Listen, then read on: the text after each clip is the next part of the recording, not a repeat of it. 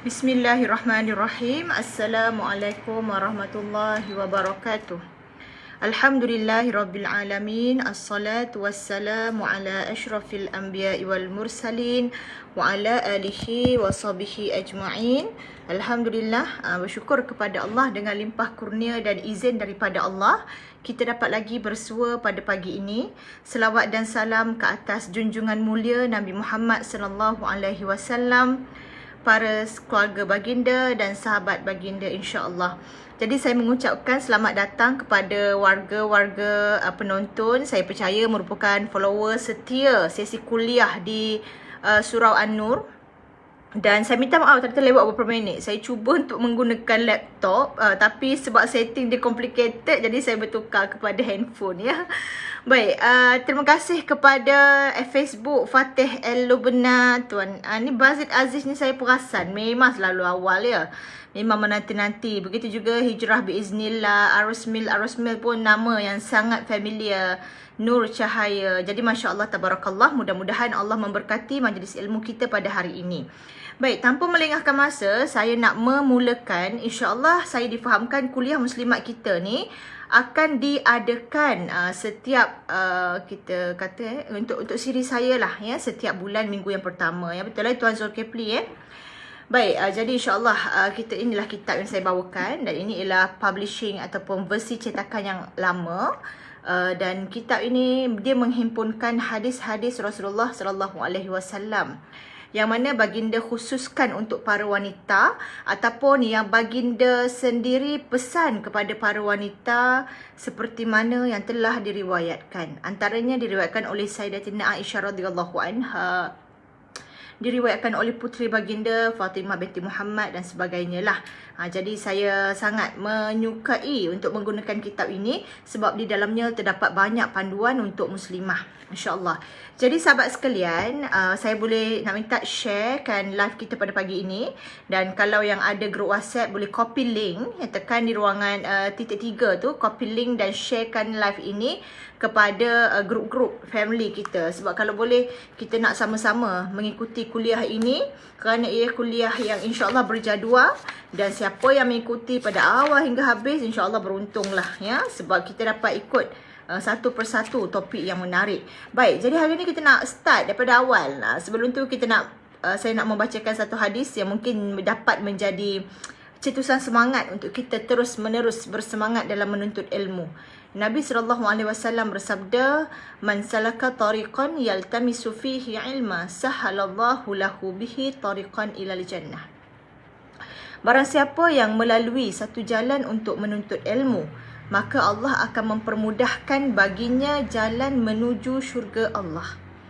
Barang siapa yang melalui jalan untuk menuntut ilmu, merintis jalan untuk menuntut ilmu, maka Allah akan mempermudah baginya jalan menuju syurga Allah. Subhanallah. Mudah-mudahan menjadi satu motivasi, suntikan semangat untuk sahabat-sahabat semua yang selalu datang ke majlis ilmu. Dan antara tanda kita melihat ilmu tersebut kita amalkan ataupun berkesan pada kita, ialah bila mana semakin banyak kita menuntut ilmu, akhlak kita semakin baik. Semakin banyak kita menuntut ilmu, semakin gerun dan takut kita untuk berbuat dosa. Bukan semakin banyak menuntut ilmu, kita jadi semakin mudah menghakimi orang lain. Bukan semakin banyak menuntut ilmu, akhlak semakin kasar sebab kita merasa diri kita lah yang terbaik.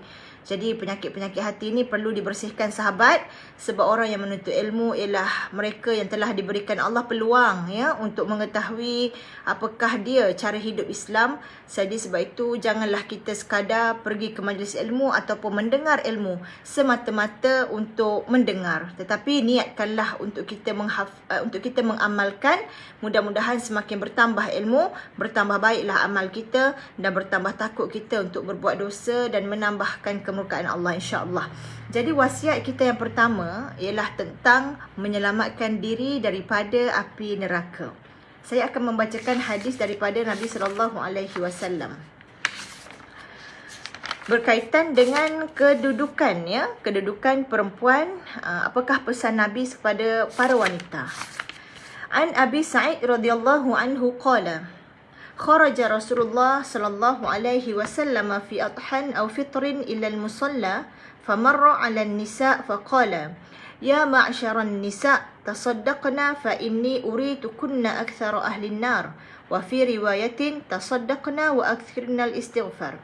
فقلنا وبما يا رسول الله قال تكثرن اللعن وتكفرن العشير ما رأيت من ناقصات عقل ودين أذهب للب الرجل حازم من إحداكن قلنا وما نقصان ديننا وأقلنا يا رسول الله قال أليس شهادة المرأة مثل نصف شهادة الرجل قلنا بلى قال فذلك من نقصان عقلها أليس إذا حاضت لم تصلي ولم تصم قلنا بلى قال فذلك من نقصان دينها. Hadis ini merupakan satu hadis yang telah diucapkan oleh Nabi SAW ketika baginda melalui para wanita waktu baginda nak pergi menunaikan waktu baginda berada di tempat untuk menunaikan solat sunat hari raya. Jadi benda ni bermaksud Nabi SAW adakan satu pesanan khas untuk para muslimah. Sebab tu kalau kita tengok zaman jahiliah, banyak kisah sejarah menuliskan bagaimana wanita pada zaman itu dilayan dengan layanan yang berbeza mengikut kasta mereka, mengikut social status mereka. Kalau wanita daripada keluarga ternama, keluarga bangsawan, contohnya seperti Sayyidatina Khadijah binti Khuwailid radhiyallahu anha, beliau dilayan dalam keadaan yang baik daripada keluarga yang baik, bahkan kerana kesempurnaan ataupun kebaikan akhlaknya, Khadijah ni digelar sebagai At-Tahirah, bermaksud wanita yang suci. Dan beliau bangsawan, golongan yang kaya lah. Zaman sekarang ni kita panggil orang kayangan. Tetapi pada masa yang sama ada juga wanita daripada golongan bawahan, yang digelar pada zaman itu golongan bawahan. Kalau kita dikelaskan ikut pendapatan, ada B40 lah, M40 lah, T20 lah. Adapun di sisi Allah semua sama, yang membezakan adalah takwa.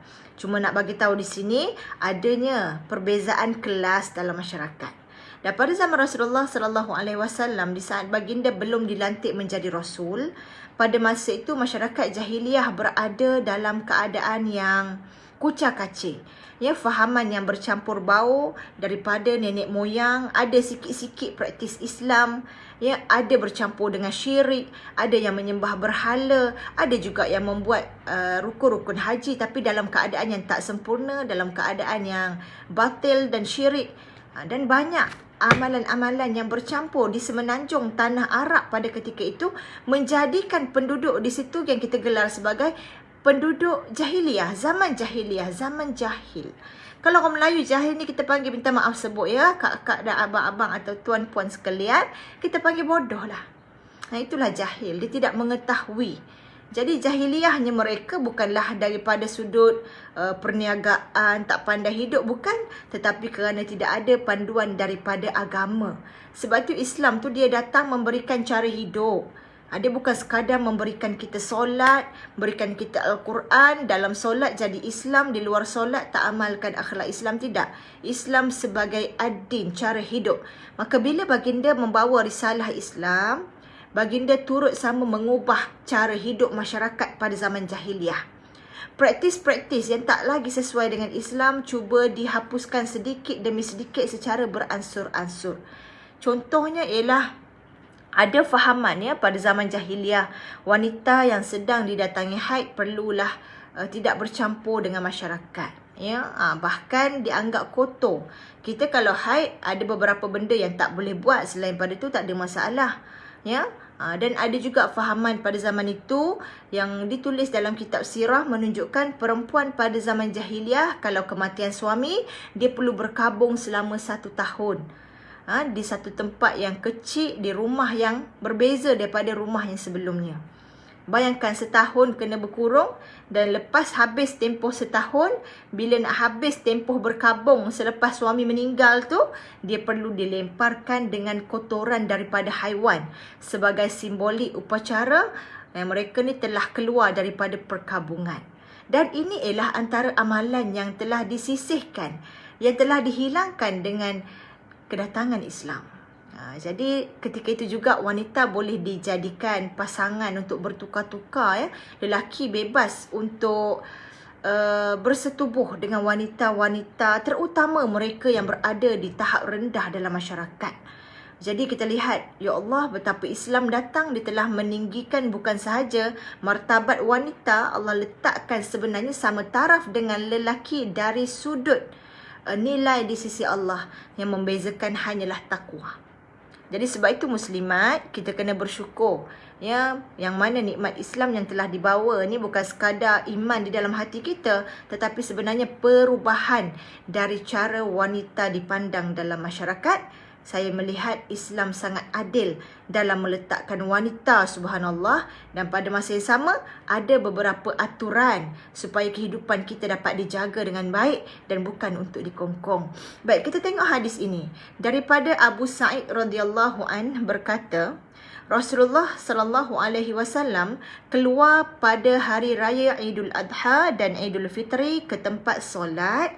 Lalu baginda melalui para wanita seraya bersabda, "Wahai sekalian wanita, bersedekahlah kamu sekalian kerana pernah diperlihatkan kepadaku tentang kamu sekalian sebagai sebahagian besar penghuni neraka."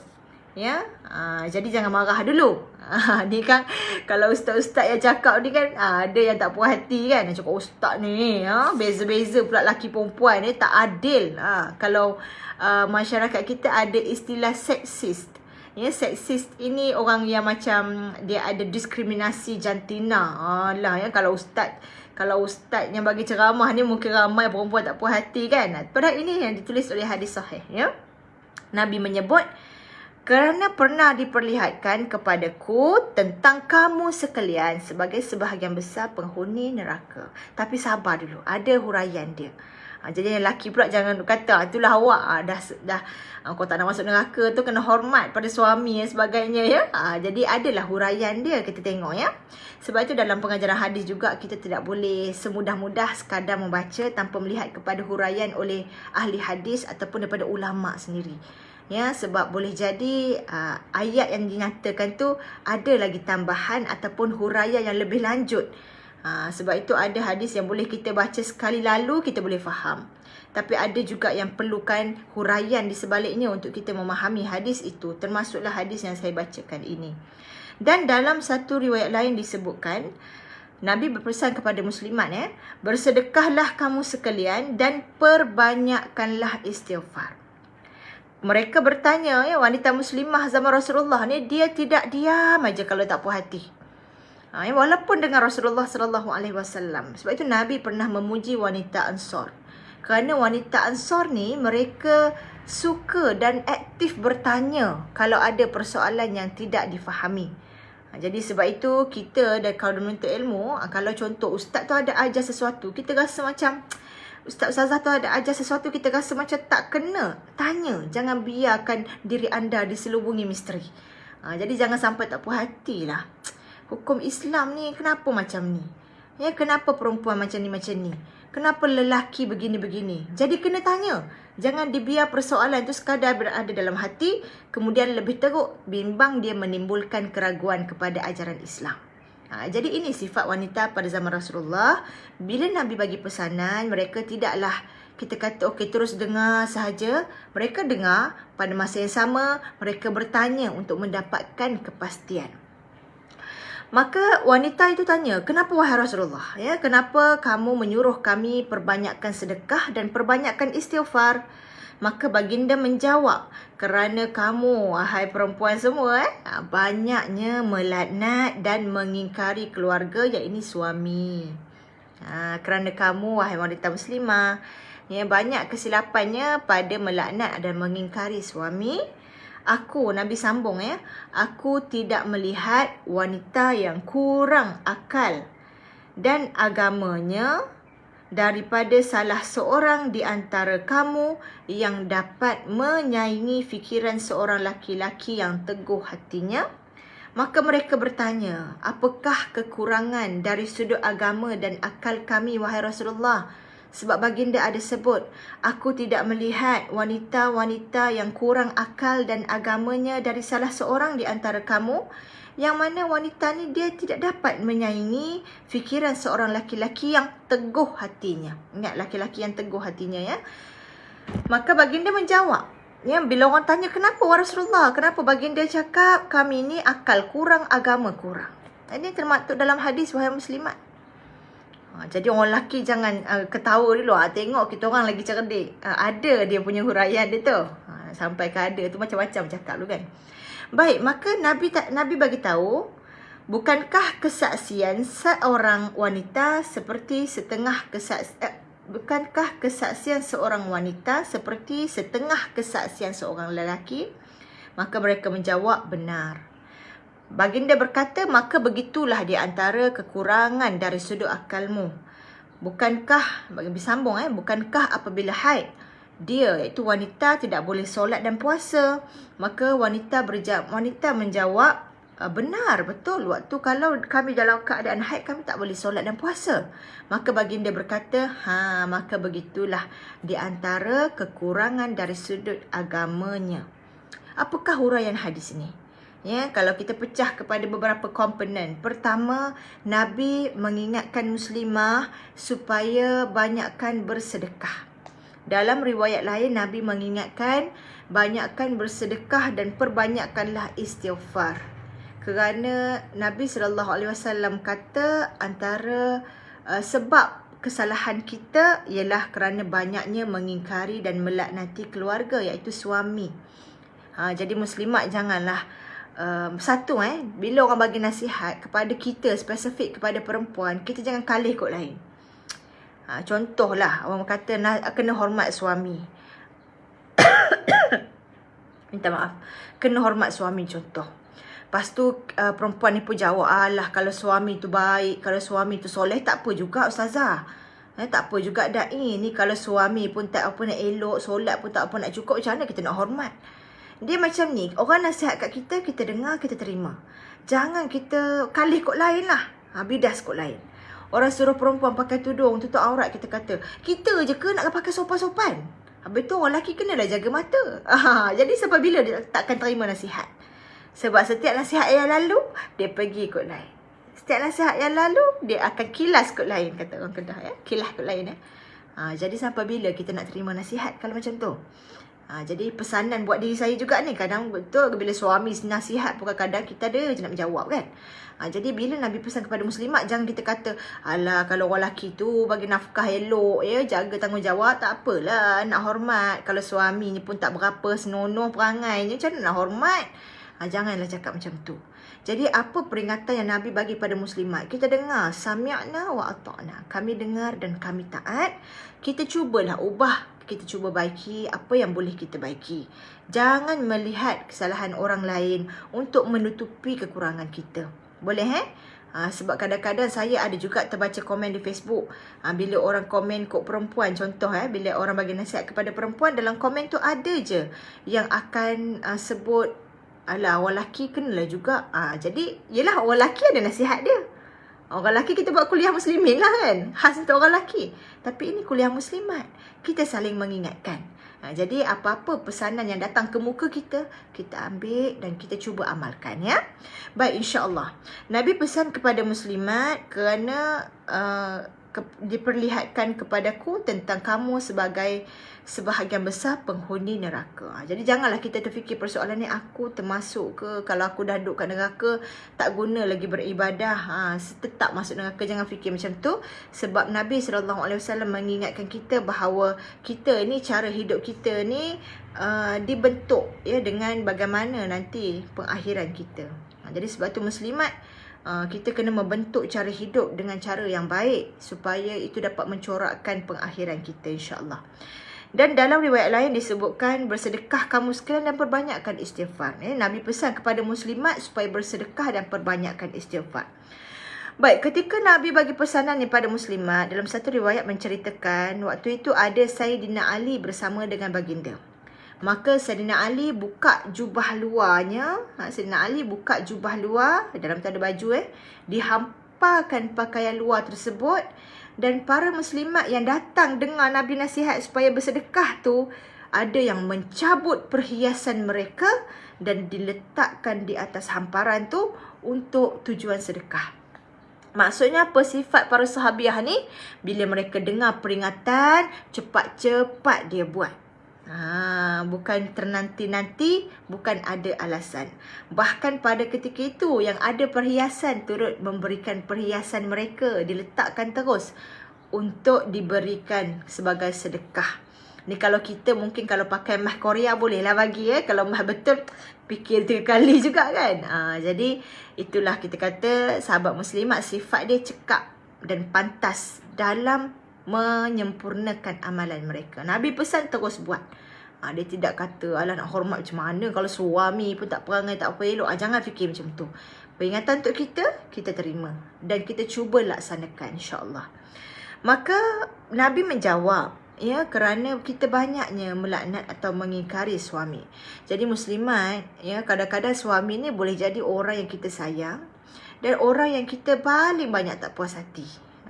Kalau orang lain buat salah tak apa. Kalau suami dia jadi cepat berbulu, kenapa Jadi pertama, kerana sememangnya di antara suami dan isteri itu adanya kita panggil bisikan-bisikan iblis yang cuba untuk buatkan kita banyak derhaka kepada suami. Sebab derhaka kepada suami, kita menderhaka kepada Allah Subhanahu Wa Taala. Bukanlah bermaksud suami itu disamakan dengan Tuhan, tidak. Tetapi sebab Allah menyuruh perempuan dan isteri taat kepada suami.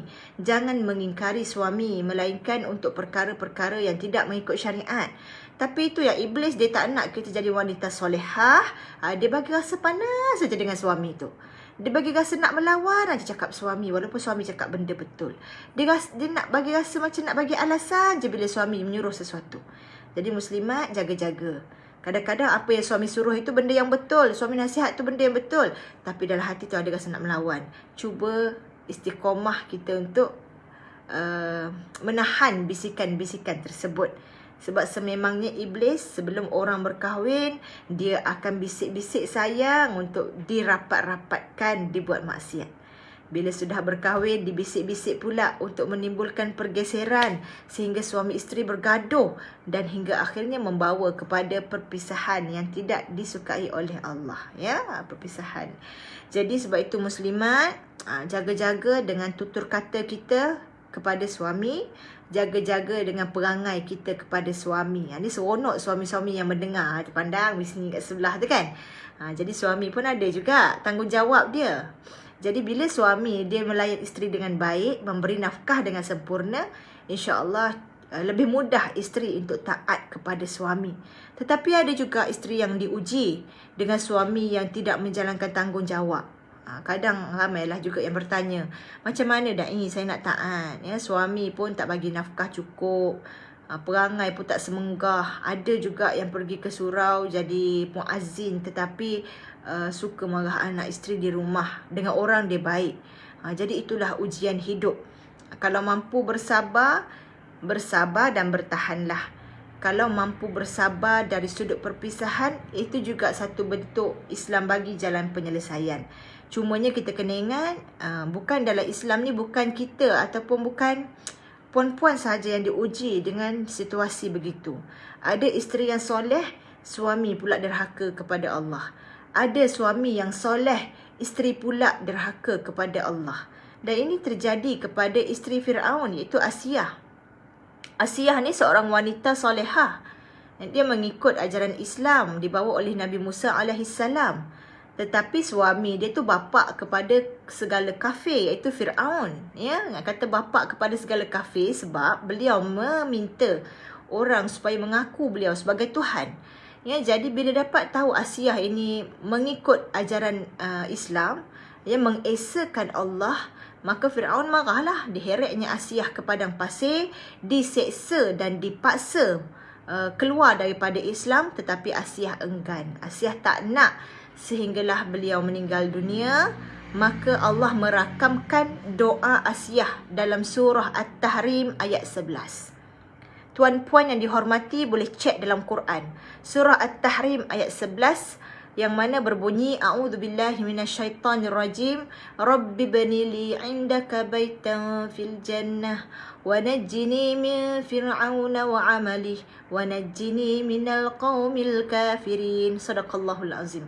Bermaksud, ya Allah, ni doa Asiyah. Bayangkan kita ni kalau ada kata-kata kita, ustaz ambil kata ini kata daripada puan sekian-sekian, ustaz ambil letak dalam ceramah, kita rasa bangga sangatlah tu kata-kata aku diambil tu kan. Ini kata-kata Asiyah, doa yang dia panjatkan di saat dia diseksa, Allah letak dalam Al-Quran. Ya, letakkan dalam Al-Quran. Surah At-Tahrim ayat 11. Kata beliau, ya Allah, ya wahai Tuhan, binakanlah untukku di sisimu rumah di dalam syurga. Dan selamatkanlah aku daripada Fir'aun dan perbuatannya, dan selamatkanlah aku daripada kaum yang kafir. Ini doa Asiyah. Allah rakam dalam Quran. Doa siapa? Doa isteri yang solehah, yang taat kepada Allah di saat suaminya kafir. Jadi memang betul, ada lelaki yang baik untuk perempuan yang baik, tetapi ada juga perempuan yang baik, lelakinya tidak baik. Inilah ujian. Jadi bersabar ya. Kemudian ada juga suami yang baik, isteri yang tidak baik. Seperti contohnya Nabi Lut. Ya, Nabi Lut ini ialah seorang rasul yang famous ya, kisah kemaksiatan umat baginda ialah dengan perlakuan homoseksual. Isteri baginda tak nak ikut baginda. Isteri baginda menyokong kemaksiatan yang dilakukan. Begitupun bila baginda disuruh meninggalkan kota tersebut, isteri baginda tak nak ikut. Ini Nabi dan diuji dengan isteri yang derhaka kepada Allah. Jadi kisah-kisah begini mengingatkan kita bahawa berlaku juga kejadian-kejadian ataupun perkara yang Allah takdirkan bukan seperti yang kita mahukan, walaupun kita telah taat kepada Allah. Itulah ujian. Jadi bersabar ya. Dan ada yang bagi tahu di ruangan komen. Assalamualaikum. Saya iklan sikit nak. Nak kata nak minta sedekahkan Al-Fatihah. Okey, saya baca sedekahkan Al-Fatihah. Okey, kepada mak nenek saya meninggal dunia. Okey, ya. Kita kalau orang meninggal ni, kita baca, kalau perempuan ya, kalau seorang ya, kita baca Allahumma ghafir laha warhamha wa'afiha wa'fu anha. Itu doa yang kita boleh panjatkan untuk roh tersebut. Ya, jadi sebab itu sahabat muslimat sekalian dan sahabat muslimin yang menonton, kadang orang tulis Al-Fatihah dalam kurungan dibaca ya. Jadi boleh juga lagi tepat kalau kita doa terus. Allahumma ghafir, kalau lelaki ya, Allahumma ghafir lahu warhamhu wa'afihi wa'fu anhu. Jadi bacakan doa terus. Baik, bagus.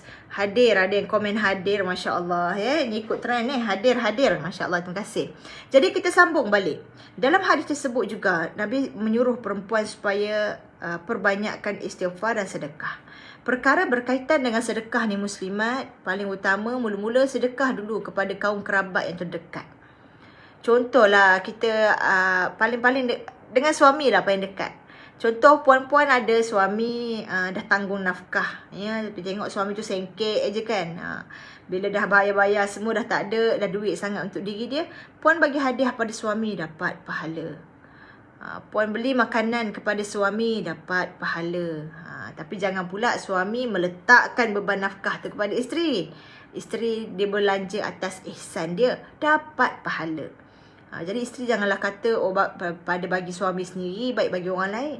Kalau suami tersebut baik dah tunaikan nafkah ya, rasa nak bagi hadiah, dapat pahala. Ya, dan juga kepada kaum kerabat yang lain. Sebelum kita memanjangkan leher melihat kepada orang lain untuk kita bantu, cuba tengok dulu dalam keluarga sendiri ada tak yang dalam kesusahan. Ya, kalau nak minta pinjam duit nak perbesar kereta tu tak termasuk lah. Itu tahsin niat dah tu. Ya, kalau minta pinjam duit untuk buat loan, nak tukar kereta baru tu tak termasuk lah tu. Ya, kalau keperluan asas semua dah cukup, okey lah. Yang ni terutama kepada yang keperluan asas dia belum cukup lagi. Ada tak yang sedang melarat, tak cukup makan minum ya? Ada tak yang sedang kesusahan nak bayar yuran sekolah, pendaftaran anak pun tak cukup lagi. Benda-benda yang penting, cuba tengok keluarga sendiri dulu. Kita kadang tak berapa nak tolong keluarga sebab katanya dah tahu perangai. Jenis tak usahalah. Dah tahu perangai. Cuba buanglah sikit ya, rasa sakit hati tu. fikirkanlah kok kita boleh tolong.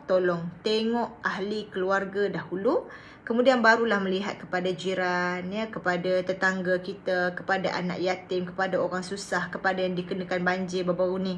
Jadi kalau boleh, bila nak sedekah, intai yang dekat dulu. Ya, jangan yang dekat kita biar terkapai-kapai, yang jauh kita bantu. Bagus bantu yang jauh tu, tak ada masalah. Tapi jangan diabaikan yang dekat, terutama kaum keluarga sendiri, ya. Dan istighfar pula. Istighfar kalau boleh muslimat, amalkanlah penghulu istighfar. Ini memang saya selalu pesan. Kerana penghulu istighfar ni satu istighfar yang sangat tinggi nilai di sisi Allah Ta'ala berdasarkan hadis Nabi SAW. Jadi cuba Google lepas ni Sayyidul Istighfar ataupun penghulu istighfar. Ya, jadi istighfar yang agak panjang tetapi insya-Allah boleh diamalkan.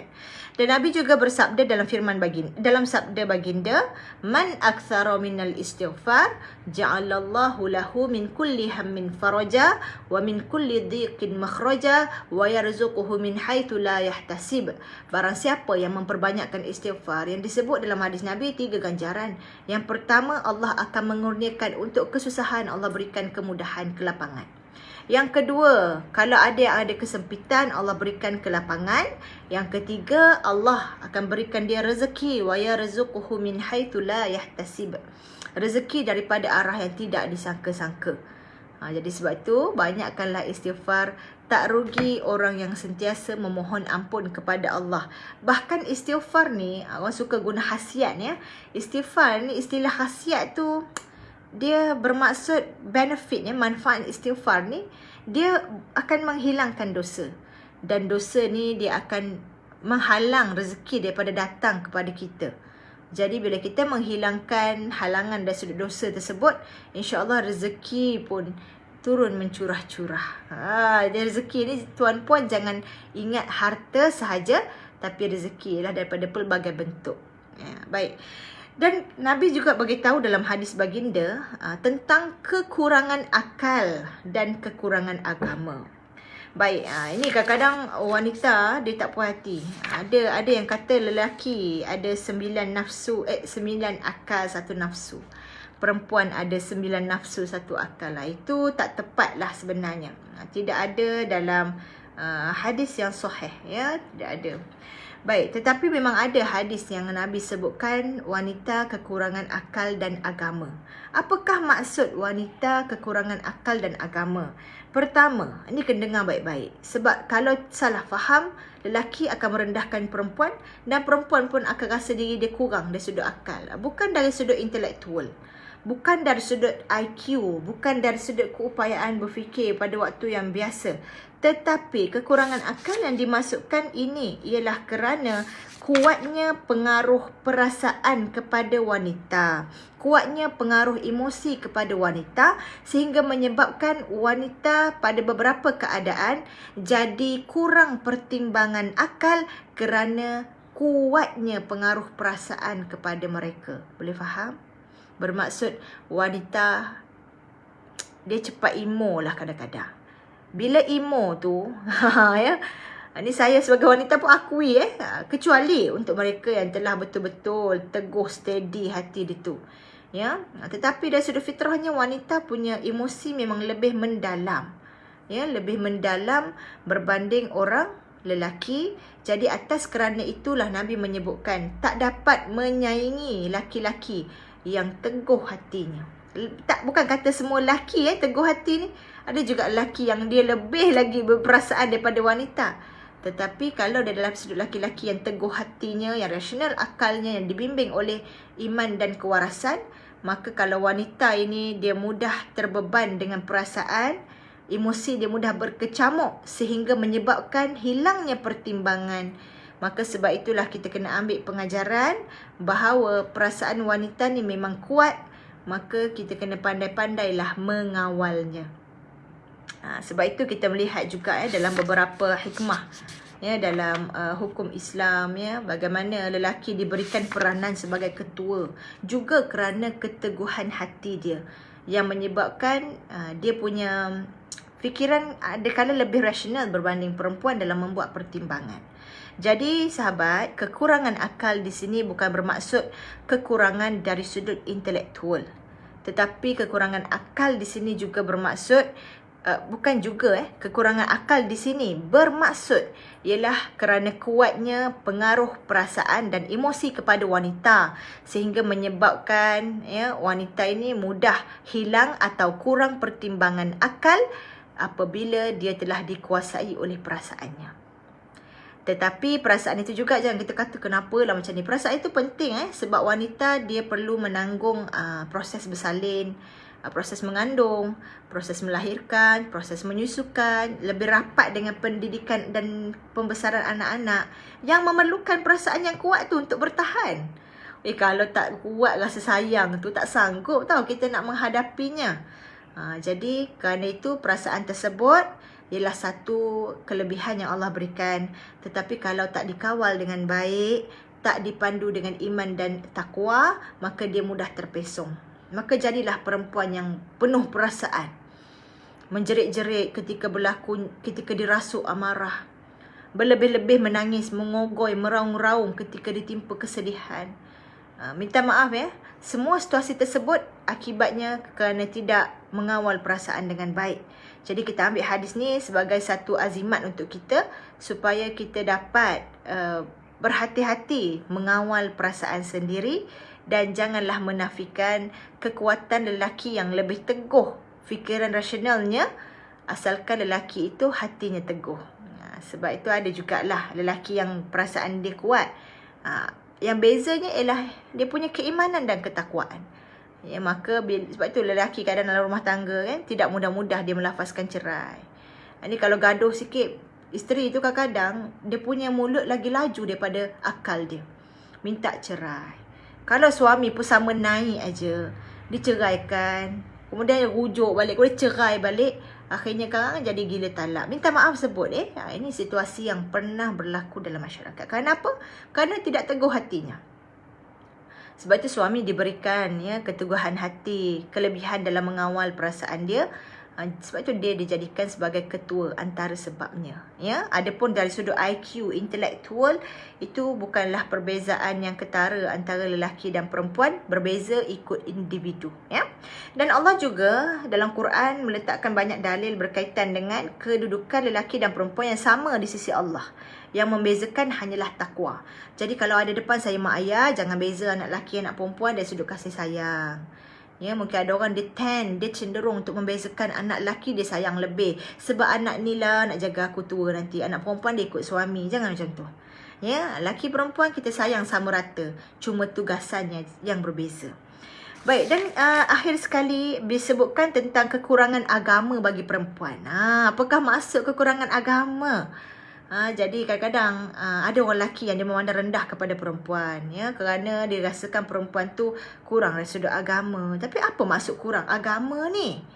Kurang agama di sini Nabi sebutkan bila perempuan itu uzur syar'i ataupun didatangi haid, maka Nabi tanya muslimat, bukankah dia tidak boleh solat dan puasa? Maka muslimat pun menjawab, ya betul wahai Rasulullah. Maka Nabi sebut, begitulah di antara kekurangan agamanya. Bermaksud sahabat, kekurangan di sini lebih kepada kekurangan dari sudut kuantiti ibadah. Sebab perempuan dia ada masa cuti. Tu orang panggil istilah ABC. Allah bagi cuti. Orang lelaki tak ada Jadi pada masa yang sama, perempuan dia kuranglah kuantiti dari sudut agamanya.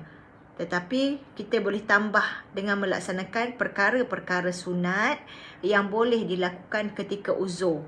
Contohnya berzikir, mengikuti majlis ilmu, mentadabbur Al-Quran, buat kerja-kerja rumah, dapat juga pahala ibadah. Jadi kekurangan yang disebutkan di sini lebih kepada kekurangan dari sudut kuantiti. Adapun dari sudut kualiti itu bergantung bukan kepada jantina. Tapi kalau dari sudut kualiti ibadah bergantung kepada cara kita dan keadaan hati kita dalam melaksanakan ibadah tersebut. Jadi sebab itu sahabat, mudah-mudahan pesanan-pesanan Nabi SAW kepada muslimat dapat kita ambil dengan baik. Jadi ada beberapa intipati. Pertama, banyakkanlah istighfar. Kita memang cenderung melakukan dosa, banyakkan istighfar. Dan amalkanlah penghulu istighfar ataupun sayyidul istighfar. Kalau siapa yang ada Al-Ma'thurat, dalam Al-Ma'thurat tu, himpunan doa tu, dia ada diletakkan juga penghulu istighfar dalam tu. Jadi boleh rujuk ataupun boleh Google. Dia mula dengan Allahumma anta rabbi la ilaha illa anta khalaqtani, sehinggalah akhirnya. Ya, boleh amalkan. Yang kedua, bersedekah. Bersedekah ni utamakanlah, tengok dulu kepada kaum kerabat yang terdekat. Ya, adapun kita sekarang ni, saya nak sebut selitkan sikit Pantai Timur kan dilanda oleh banjir. Ya, saya tengok selut itu sampai separuh, ada yang sampai separuh daripada tingkap. Rumahnya pula berdasarkan pengamatan bukanlah rumah yang kita sebut banglo ke apa kan. Jadi mungkin keadaan keuangan pun terhad. Jadi kalau ada tabung-tabung bantuan, orang nak pergi tolong bersihkan tu, kita bolehlah infak, ya. Sebagai sama-sama kita merasai, memikul penderitaan, memikul ujian yang sedang mereka hadapi, ya, ujian untuk kita bersama. Jadi boleh, ya, sempena Jumaat yang penuh barakah. Kalau ada tabung-tabung banjir ke apa, bolehlah kita dermakan. Tapi pastikan dulu saluran yang betul. Sebab kadang ada orang dia menangguk di air keruh. Pada waktu musibah macam ni, ujian macam ni lah, mereka buka tabung tapi masuk ke kocek sendiri. Ni kita takut juga. Maka bagilah kepada badan-badan yang kita percayai. Kemudian, ya, Nabi juga berpesan berkaitan dengan wanita yang kurang akal dan agama. Dan ini bukanlah bermaksud kurang dari sudut intelektual, tetapi dari sudut kebolehan perempuan ini untuk mengawal perasaan bila diamuk oleh emosi. Jadi kita kena beringatlah, jangan selalu dibuai oleh perasaan sehingga kita jadi kurang waras ataupun kurang rasional dalam berfikir. Kemudian dari sudut agama, kekurangan wanita bukanlah dari sudut kualiti, tetapi dari sudut kuantiti. Iaitulah bila wanita dia datangi haid, dia tidak boleh melakukan beberapa ibadah yang diharamkan ketika wanita tersebut sedang berhadas besar. Jadi top up lah, ya. Antara yang boleh dibuat ketika period, bacalah doa, bacalah zikir, kemudian mentadabbur Al-Quran, baca makna boleh, tak ada masalah. Mengikuti majlis ilmu, buat kerja rumah. Kadang-kadang yang period ni dia kena buat kerja rumah sebab dia tak boleh solat ke kan. Anak-anak yang period tu kita suruh dia buat kerja rumah lebih. Semua tu dapat pahala belaka. Jadi tambahkanlah amal kita. InsyaAllah sahabat, mudah-mudahan Allah memandu kehidupan kita. Dan insyaAllah kita berjumpa dalam siri yang kedua. Mudah-mudahan Allah mengizinkan kita mengikuti siri ini sehingga ke penghujungnya. Saya ucapkan terima kasih kepada 76 orang yang sedang menonton live ini. Saya doakan kita sama-sama mendapat ilmu yang berkat dan bermanfaat. Rabbana taqabbal minna innaka antas sami'ul alim. Ya Allah, terimalah daripada kami, sesungguhnya Engkau Maha mendengar lagi Maha mengetahui. Allahumma inna nas'aluka ilman nafi'a wa rizqan tayyiba wa amalan mutaqabbala. Ya Allah, kurniakanlah kami ilmu yang bermanfaat, rezeki yang baik dan amalan yang diterima. Rabbana zidna ilma warzuqna fahma. Ya Allah, tambahkanlah kepada kami ilmu dan rezekikanlah kami dengan kefahaman. Sekian saja. Wabillahi taufiq wal hidayah. Assalamualaikum warahmatullahi wabarakatuh. Ikutilah kuliah esok pagi. Saya difahamkan daripada Da'i Syafiqah. InsyaAllah jumpa lagi. Assalamualaikum.